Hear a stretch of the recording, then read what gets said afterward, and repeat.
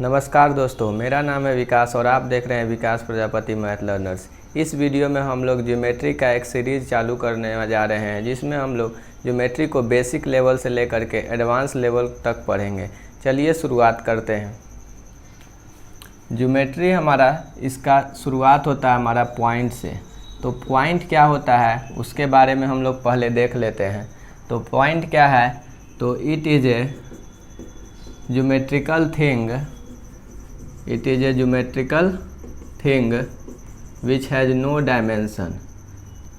has no dimension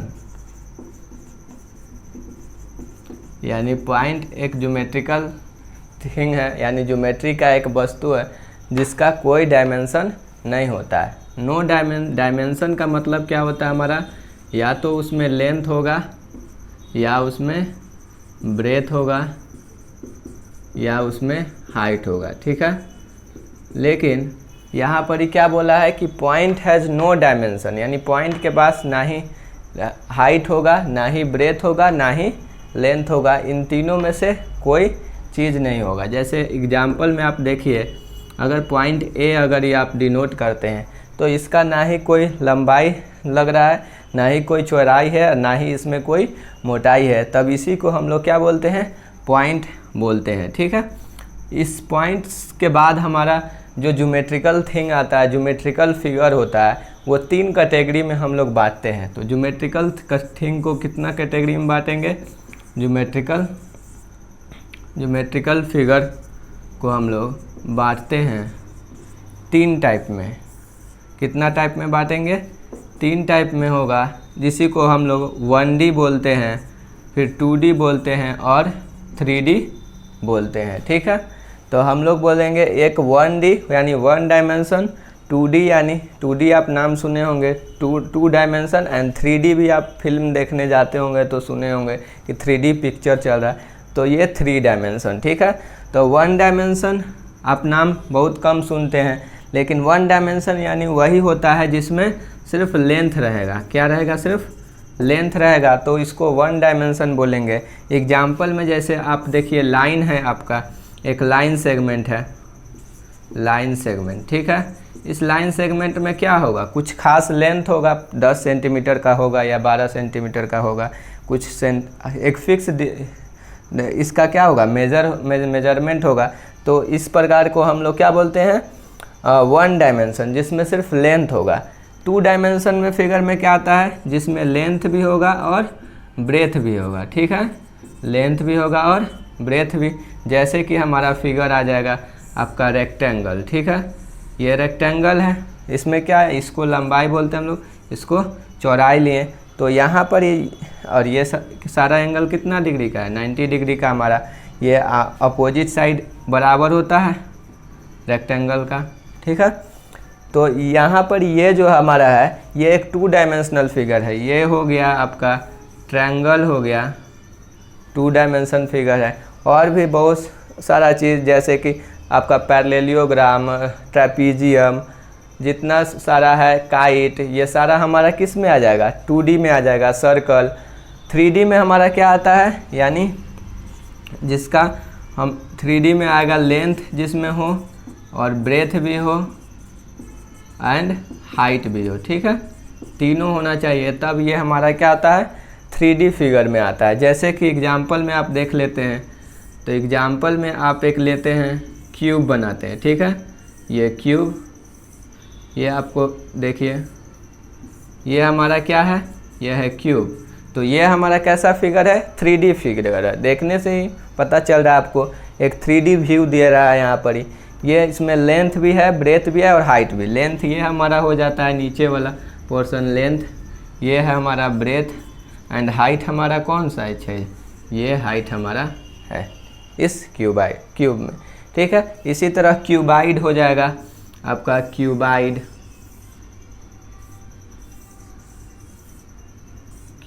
हमारा हो जाएगा। ये इस तरह का हमारा, ये भी किस तरह का फिगर है, 3D फिगर है। और इसमें आपका स्फेयर हो गया, वो भी हमारा 3D फिगर में आता है, ठीक है। तो आप समझ गए कि ज्योमेट्रिकल फिगर 3 प्रकार का होता है, एक तो जिसमें सिर्फ लेंथ होगा तो 1 डायमेंशन बोलेंगे, एग्जाम्पल में आ जाएगा लाइन सेगमेंट, लाइन आ जाएगा। और 2 डायमेंशन फिगर में क्या हो जाएगा, जिसमें ब्रेथ एंड लेंथ दोनों रहेगा, लेंथ एंड ब्रेथ।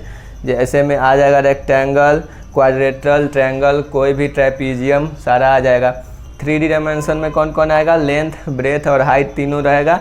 इसमें क्यूबाइड, स्फेयर, हमारा क्यूब, ये सारा चीज़ आ जाएगा। ठीक है, अब हम लोग आगे देखते हैं। लाइन सबसे पहले पढ़ेंगे 1 डायमेंशन का लाइन से स्टार्ट करते हैं। लाइन सेगमेंट ये सारा समझ लेते हैं। तो चलिए देखते हैं।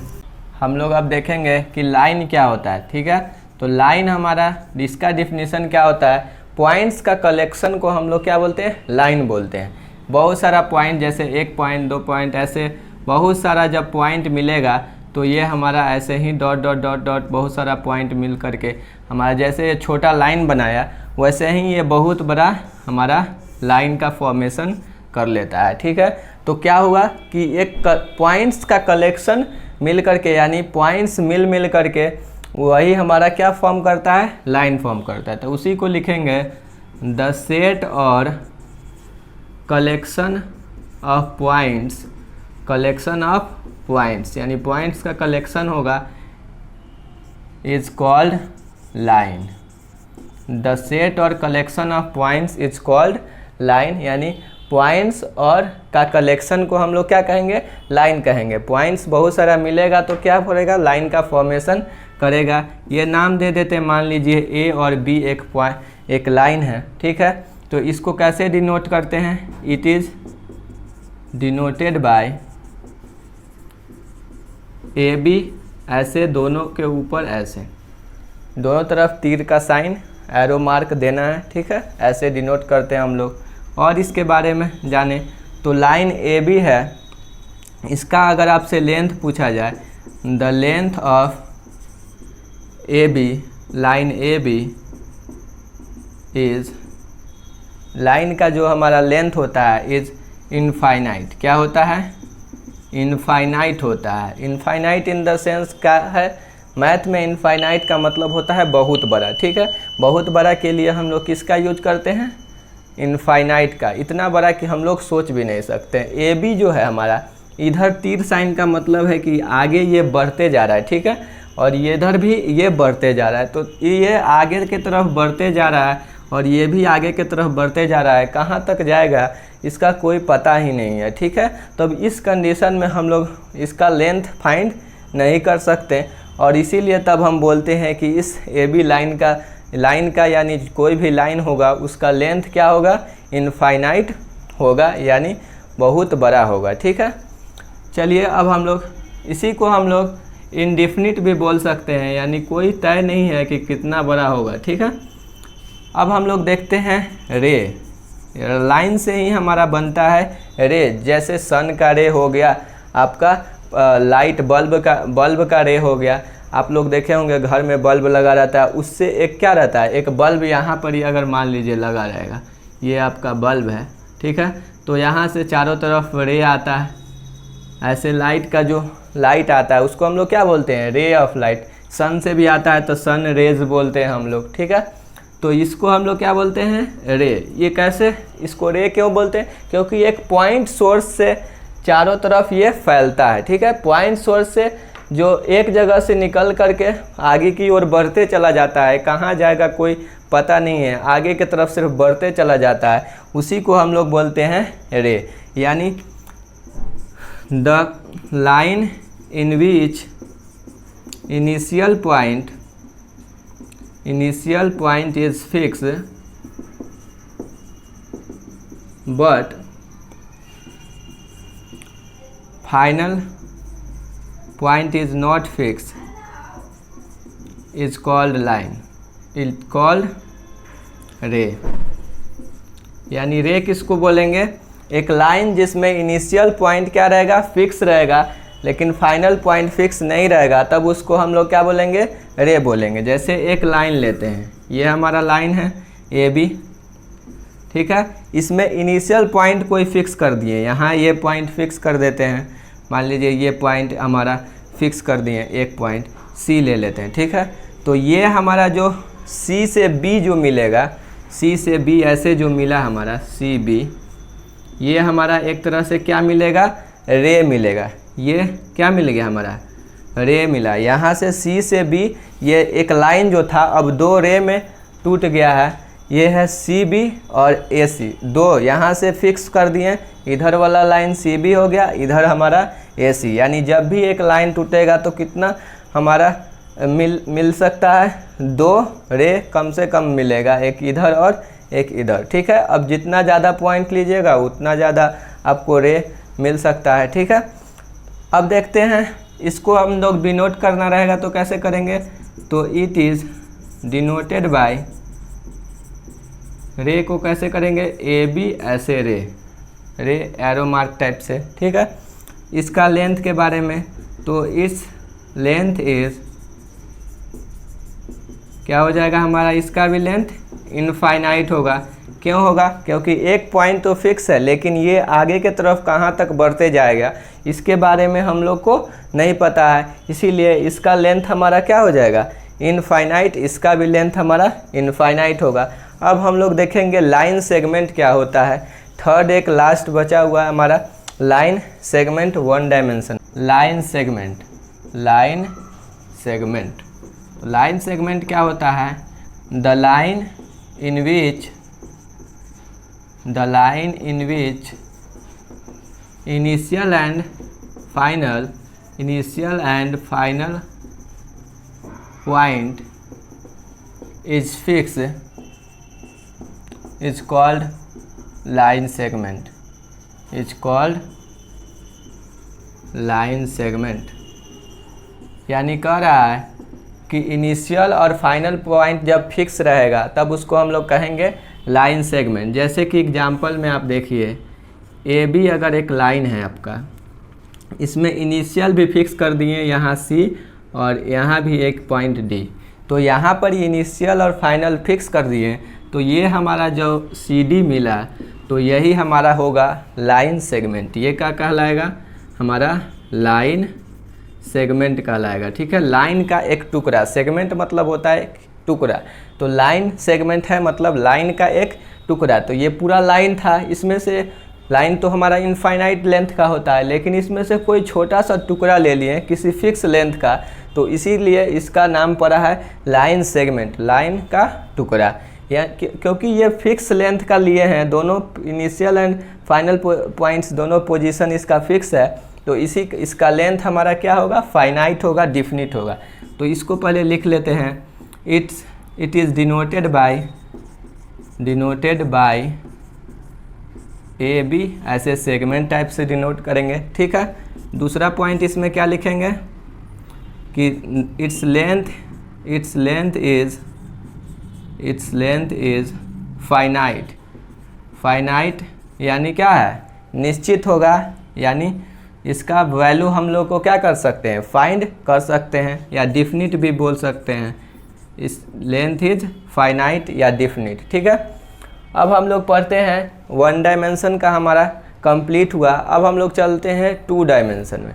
तो टू डायमेंशन में सबसे पहले हम लोग समझेंगे लाइन के बाद अब हम लोग समझ रहे हैं एंगल के बारे में। किसके बारे में, एंगल सारा जगह हमको पढ़ना है, तो समझ लेते हैं कि आखिर एंगल होता क्या है। तो एंगल क्या होता है, व्हेन टू लाइन और line segment meets at a point then angle is formed. ठीक है, करा है कि व्हेन टू लाइन और line segment meets at a point then angle is form. करा है कि जब दो लाइन या दो लाइन सेगमेंट एक दूसरे पर क्या होगा, कट करेगा, मीट करेगा, देन हमारा एंगल का फॉर्मेशन होगा। एग्जाम्पल में समझिए आप, एक लाइन ये है और एक लाइन ये है, दोनों एक पॉइंट पर कट किया यहाँ पर। ठीक है, तो यहाँ पर ही जो एंगल का फॉर्मेशन होगा, एक एंगल बना है, यहाँ एक और बना है, दो, यहाँ तीन, एक चार, यहाँ चार एंगल बना है दो लाइंस के कटने से। हो सकता है ऐसे अगर लाइन कटे, ऐसे एक आए, एक ऐसे आए, दो, ऐसे रे हो या सेगमेंट, देन यहाँ पर ही हमारा कितना बनेगा, एक ही एंगल बन रहा है। तो अगर ऐसे बना हो तो इसका मान लीजिए नाम दे देंगे ABC, तो इसको ऐसे लिखते हैं एंगल ABC। यहाँ जो बीच वाला एंगल है, जिस पर एंगल डिनोट करना रहता है, उसको हम लोग B अगर लिखे हैं B पर बना है तो B को बीच में रखना है, ठीक है। इसको BC, इसको और क्या लिख सकते हैं, ऐसे CBA लिख सकते हैं, CBA भी लिख सकते हैं। इस एंगल के डिनोशन का बहुत ही इम्पोर्टेंस है, आपको 9th या 10th दोनों या आगे चल कर के जो भी आप क्लास पढ़ें उसमें इस एंगल का डिनोशन बहुत ज़रूरी है। जब हम लोग सिमिलरिटी पढ़ेंगे या कॉन्ग्रुएंस पढ़ेंगे वहाँ भी इसका बहुत इम्पोर्टेंस है। इसीलिए आप ध्यान से दीजिए कि जिस एंगल पर बन रहा है उसको बीच में रखना है, और इधर वाला जो है आगे पीछे इसमें कर सकते हैं, A को C और C को A के पोजीशन पर ला सकते हैं, लेकिन जिस पर एंगल बन रहा है वो वाला हमको चेंज नहीं करना है, ठीक है। अगर मान लीजिए यहाँ भी अगर CD, A और B ऐसा कुछ नाम दिया रहता, यहाँ O एक पोजीशन है, इसका चारों एंगल का अगर नाम आपको लिखना रहता, मान लीजिए 30 डिग्री दिया रहता, तो आगे हम आपको पढ़ाएंगे कि ये वर्टिकली अपोजिट एंगल से ये हमारा बराबर हो जाता है, 30 डिग्री हो जाता है। और हम अगर इसमें यहाँ देखें तो ये क्या हो जा रहा है, हमारा एक लाइन बन रहा है, तो लाइन पर हमारा 180 डिग्री बनता है, और 180 डिग्री तो यहाँ से 150 डिग्री प्लस 30 तब 180 डिग्री बनेगा, और फिर ये वर्टिकली अपोजिट से 150 डिग्री हो जाएगा। तो ये सारा हम एंगल्स का कैसे निकाला जाता है, सारे पर हम लोग लगातार वीडियो लेकर के कंटिन्यूसली एक सीरीज लाए हैं, तो इसमें पूरा वीडियो हम लोग करेंगे। अभी हम लोग यहाँ देखते हैं, इसका अगर नाम हमको देना रहता तो यहाँ पर ही क्या लिखते हैं, एंगल AOD, और एंगल AOD भी, और ये BOC दोनों क्या है यहाँ पर ही बराबर है। किससे बराबर है, लिख दे रहे हैं आपको, वर्टिकली अपोजिट एंगल से। किससे बराबर है, वर्टिकली अपोजिट एंगल बराबर होता है जब दो लाइन एंगल में कट करता है। देन यहाँ पर ये कितना डिग्री है, 30 डिग्री, ये वाला एंगल, ये वाला। वर्टिकली अपोजिट मतलब होता है इसके जस्ट अपोजिट सामने वाला, ये 30 से 30 सामने वाला हुआ, 150 से ये 150 हुआ, तो इसको लिखेंगे AOC और इसका क्या नाम देंगे, DOB इक्वल टू 150 डिग्री, ऐसे लिखेंगे यहाँ, ठीक है। यहाँ देखिए सब में O सेंटर में है, क्योंकि इस O पर ही एंगल बन रहा था। सिर्फ चेंज क्या हुआ है, अगर इसका लिखे हैं तो AO और C, इसका लिखे हैं तो DOB, इसको BOD भी लिख सकते थे। एक एंगल को दो तरीक़ा से आप लिख सकते हैं, दोनों करेक्ट होता है, जैसे आपको यहाँ समझाएं, ठीक है। अब हम लोग इसके आगे अगले वीडियो में चर्चा करेंगे, ठीक है। और इसी प्रकार के वीडियो को देखने के लिए हमारे चैनल को सब्सक्राइब कर दीजिए और नोटिफिकेशन बेल दबा दीजिए, ताकि आने वाले वीडियो का नोटिफिकेशन आपको मिल सके। अगर आपका कोई भी डाउट हो तो कमेंट बॉक्स में पूछिए। अगर वीडियो अच्छा लगा हो तो वीडियो को लाइक कर दें और दोस्तों के साथ शेयर करें। Thank you so much.